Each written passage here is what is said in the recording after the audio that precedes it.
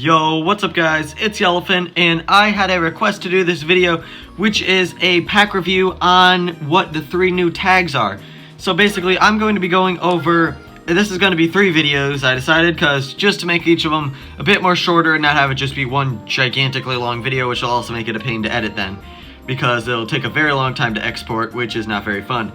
So I'm going to be going in order of basically the predictions of what order they'll go in, which is Horror Show, then Two-Tone, and then Silver Screen. We don't actually have a confirmed order in which the packs are going to be released, but that seems like, I don't know, I mean, Horror Show probably is, I think Horror Show has been revealed that it is coming first, but then we don't know what's coming next with Two-Tone or Silver Screen. But I'm going to be going over the Horror Show pack in the first video, second video will be Two-Tone, and third video will be Silver Screen. Then I'm going to be going over the carbon fiber for each of the packs. So, first off, we are going to be starting off with a very small pack for Horror Show. It's very condensed, and I'll have to say it's not that great. It does have some good stuff, but it also doesn't have very great of stuff. So I'm going to be going over all the cars in this pack, and then my final verdict on if this is, basically, I mean, if you're someone that's going for all 3 of the tags, then go for it if you're going to open all 3 of the packs. But then there's other people like me that aren't going to be able to afford the carbon fibers for all 3 of the tags, and they're just picking one, which is why I've picked Two-Tone, which I'll go over in the next video. But Horror Show is another one where I'm sort of making these videos then to see, like, for people that maybe are only able to afford all the packs for like one of the tags, which one would be the best one to choose future-wise, and also like in the future will be a purpose, and also how well it'll help you in the challenge with the cars that you can get. The challenge hasn't been released yet though, so it'll all be predictions, but then I'll also be going over with cars that'll definitely help you in the future too. So let's start. Super Baja Turbo. Now this one might be a bit useful in the challenge if you get it because of its 4-wheel drive standard tires niche, which there aren't any other cars for, but that also might be a disadvantage then because that might mean that there's not a lot of rain track sets. Also, for it being an RQ50, it's got lacking handling, but it's not too bad of a car, I guess I'd say. It is medium ground clearance. It's not really heavy, but it's also not really light. It does have the pickup track niche as well, which very rarely shows up in clubs, but when it does, this one might be a useful car. But it's nothing really too crazy to open the pack for. Subaru B9 Tribeca is fused. It's not even the new JPT one. It's not a great car overall.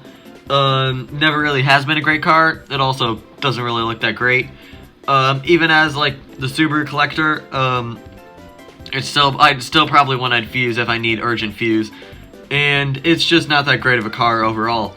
Chrysler Crossfire SRT6 Coupe is a lower Q car that most likely is also fused. It's just a car that doesn't have an area that it really shines in.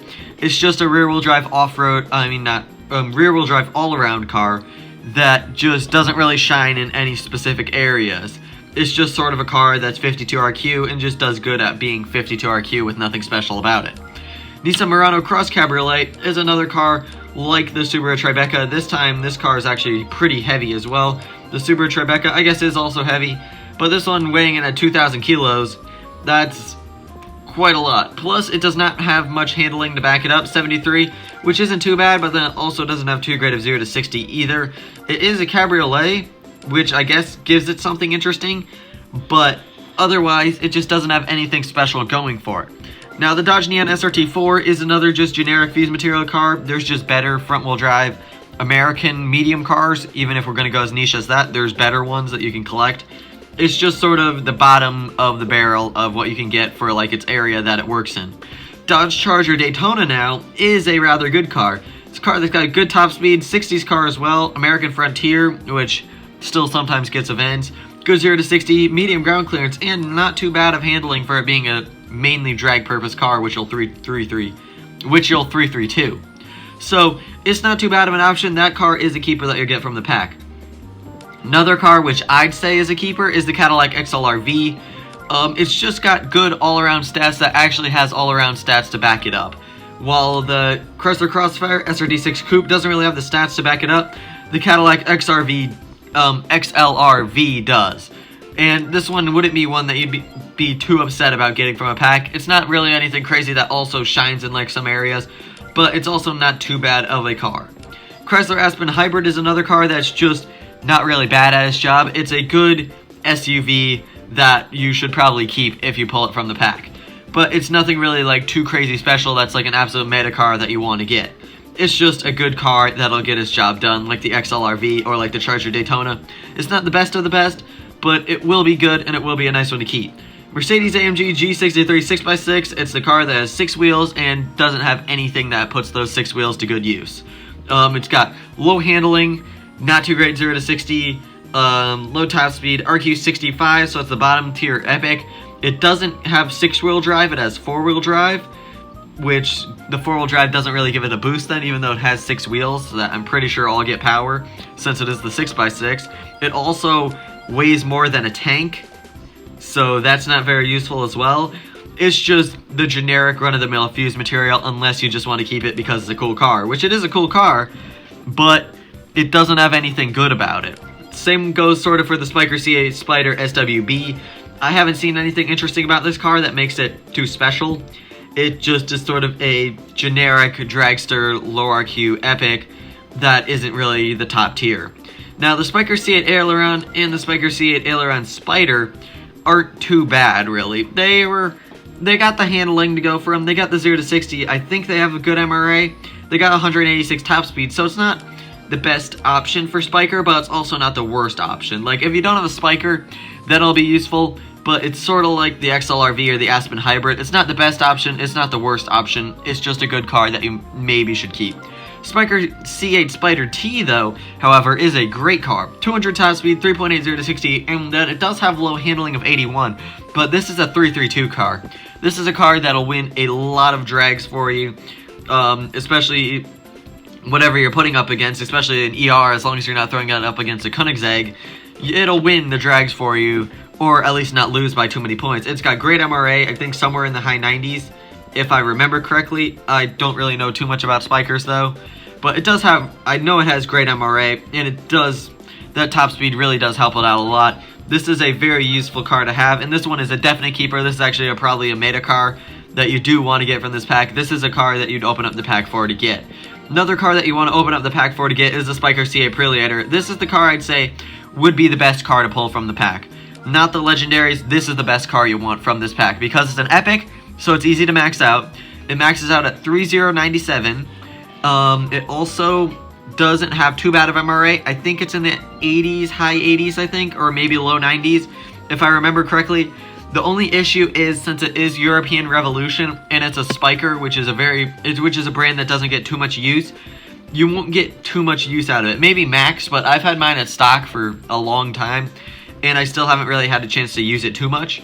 But maybe if you have it maxed out, then it is a great car, and it's one that'll be definitely very useful, maxing out at 3097. And it is a car that is it's a car that'll give you use. It's another car like the C8 Spider T, where when you can use it, it'll definitely be a very useful one. Spyker C8 Preliator Spider, though, it's the same car, but it's just a convertible, and for some reason it's legendary, so you also can't max it out as easily, and there isn't really a point to max it out.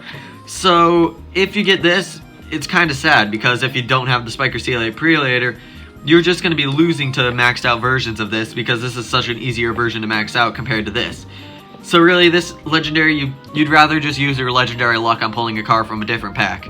And the Porsche Panamera Turbo, not too bad. I guess it's not an awful legendary. It's heavy, it's medium ground clearance, I guess. It's not also the best Panamera though. It's like the Spykers or the Chryslers or the Cadillac XLR-V or the Dodge Charger Daytona.